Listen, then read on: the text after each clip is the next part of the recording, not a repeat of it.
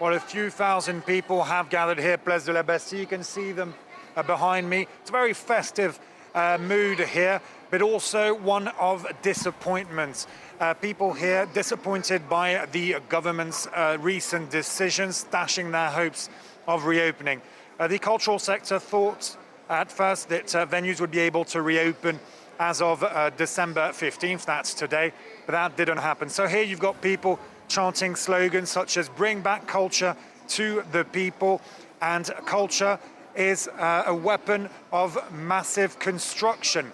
That is, that the cultural sector is essential for the French people and their mood in these very difficult times indeed.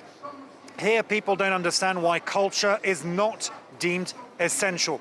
Why people are allowed to gather in shops, to go and buy, consume, take public transports, and not go to cinemas or theatres. So here, a lot of the people here are people who work in the cultural sector, in museums, in cinemas, actors here we've seen quite a few actors, and there are also French people who are just desperate to get culture back, to be allowed to go to these cultural venues.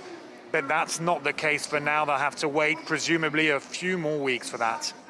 And Clovis, as you were saying there, many people marching this Tuesday are hoping that their government will quickly change its mind about the arts and cultural closures. But how likely is it that the Macron government will change course? Well, it's quite difficult to imagine the Macron government changing its mind. The Prime Minister Jean Castex said this morning that it was not an easy decision to take, but they didn't really have a choice. The figures are worse than expected, not just here in France, but in the whole of Europe.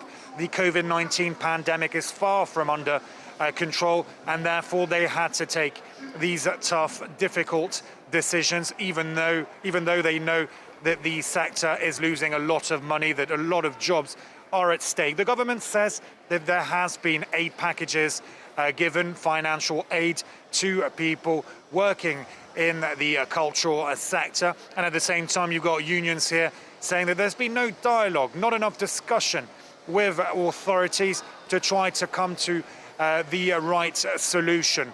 The government has vowed not to back down, and at the same time, you've got unions who've decided to go to the highest court in France, the Conseil d'État, try to lodge an appeal, but it's highly unlikely that it will reverse the government's decision. As I said earlier, it seems that theatres, museums, and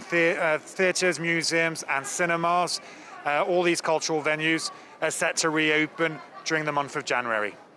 Clovis Casali